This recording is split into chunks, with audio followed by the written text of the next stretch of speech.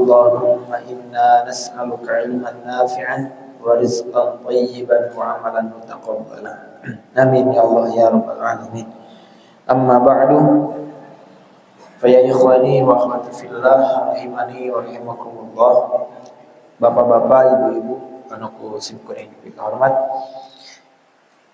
Alhamdulillah, di kesempatan kali ini kita masih bisa bermuajah dalam rangka berthalabul ilmi, meningkatkan keilmuan untuk meningkatkan kualitas ibadah kita kepada Allah Subhanahu wa taala. Jamaah yang dirahmati Allah Subhanahu wa taala, melanjutkan pembahasan kita di kajian fikih ini dan masih seputar sholat berjamaah. Poin yang akan disampaikan yang pertama yaitu masailun tata'allaqu bisifati sholatil jamaah. Masalah-masalah yang berkaitan dengan sifat sholat berjamaah.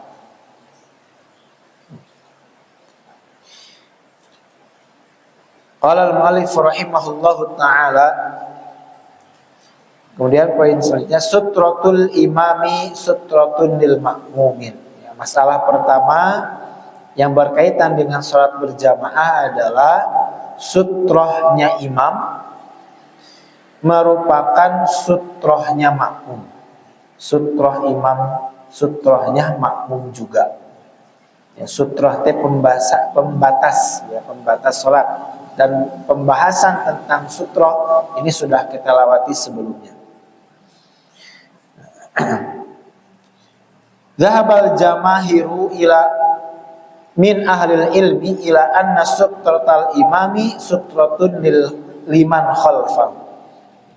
Para jumhur ulama berpendapat bahwasanya pembatasnya imam, sutrohnya imam merupakan sutrohnya juga makmum. Sutroh untuk makmum juga.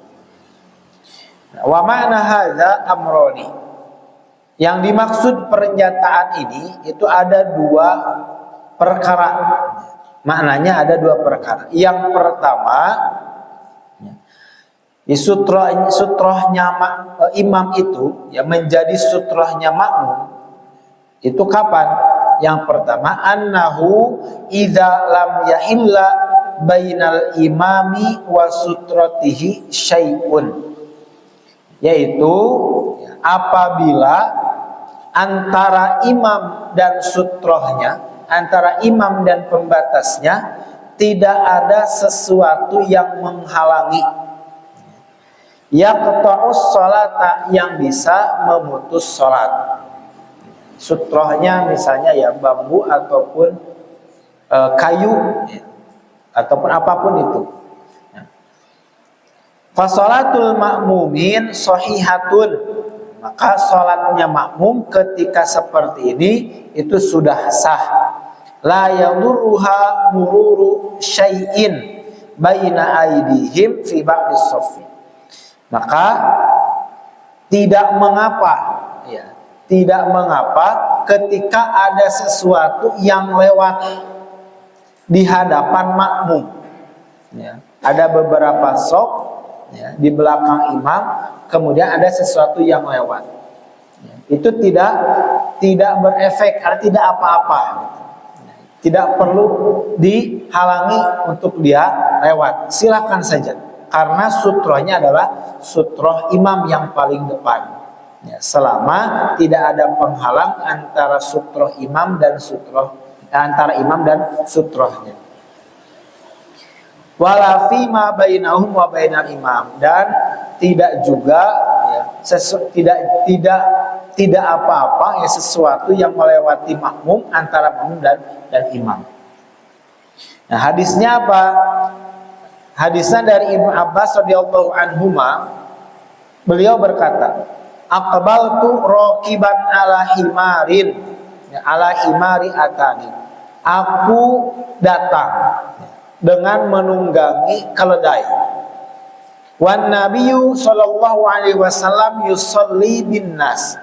Ya, ketika itu Nabi sedang sholat bersama para sahabatnya bimina di Mina ila ghairi jidarin, menghadap ke selain tembok.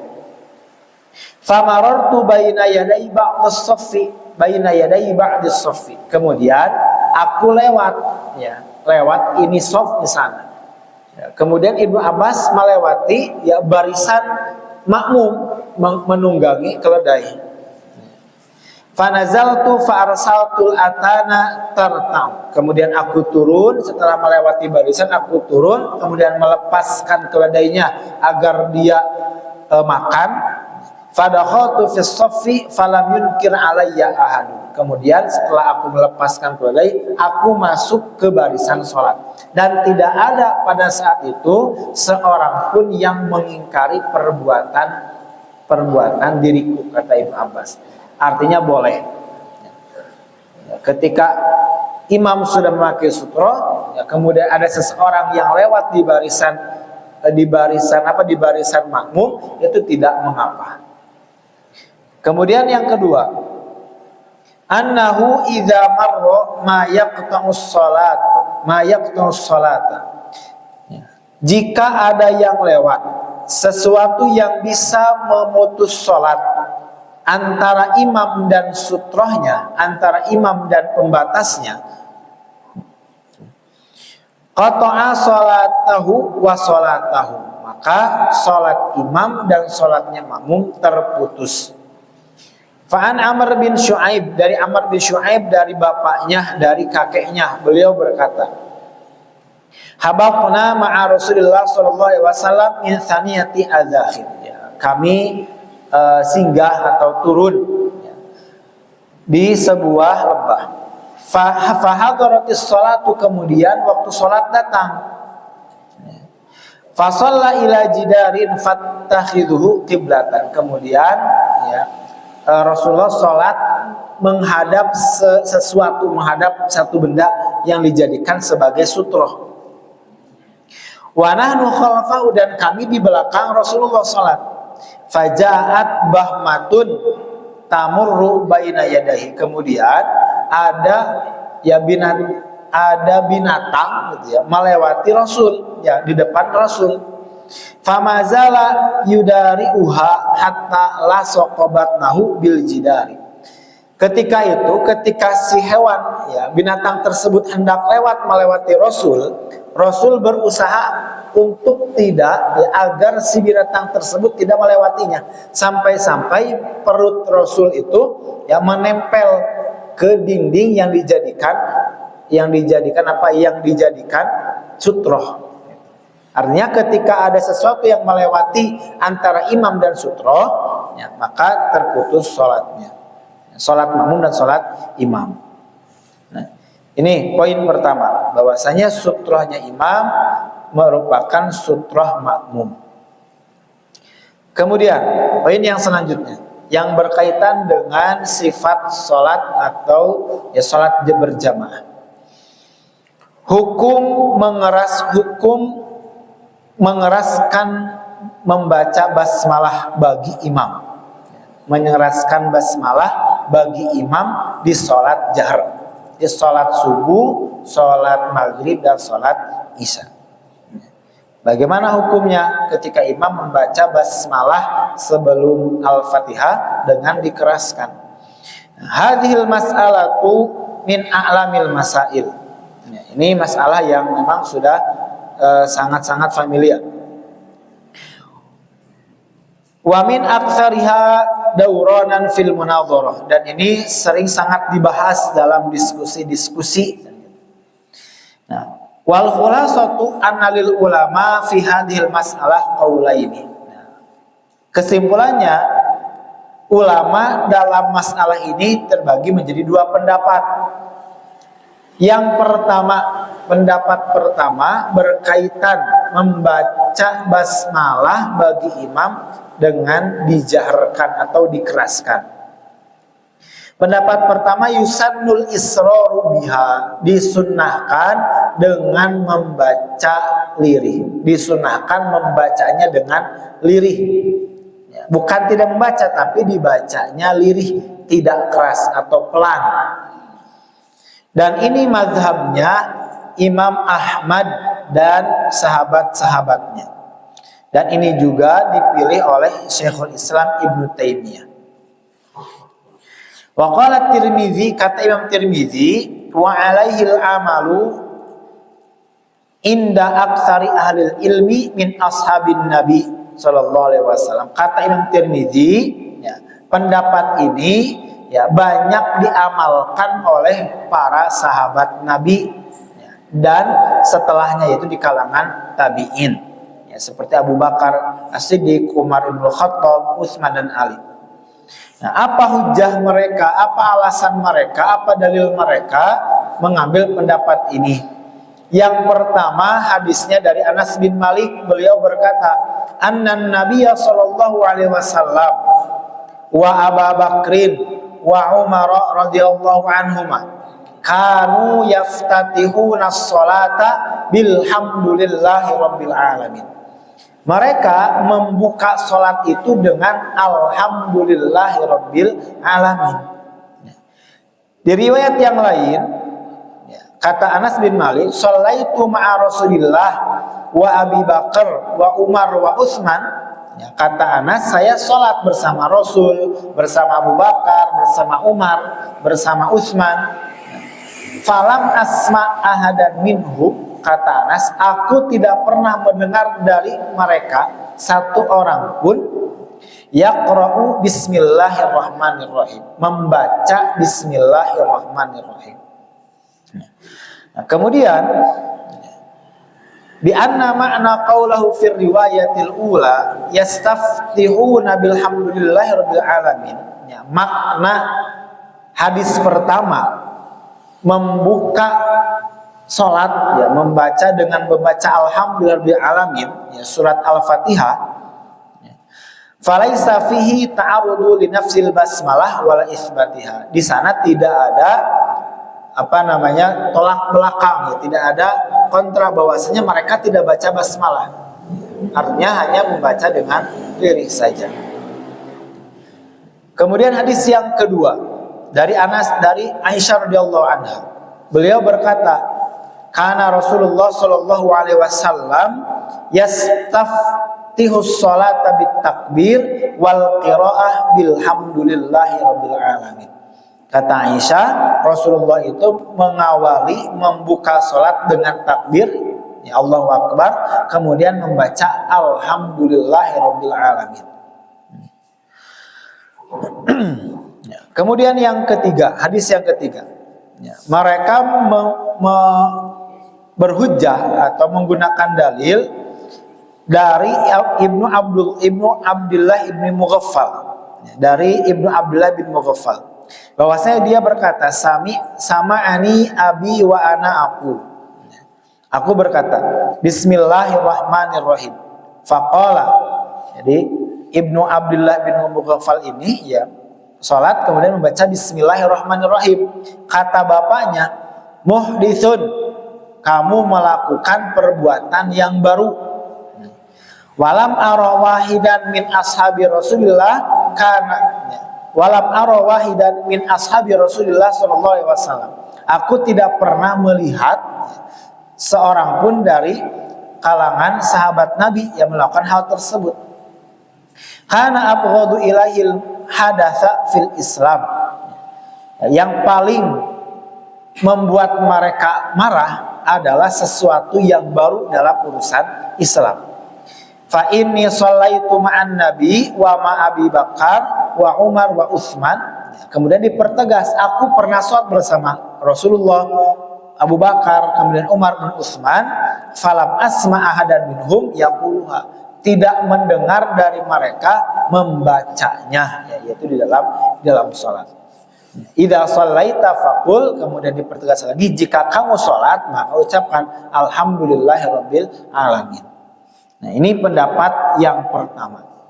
Kemudian pendapat yang kedua, yusannul jahru biha. Pendapat yang kedua, disunahkan membaca basmalahnya dijaharkan, ya, dikeraskan.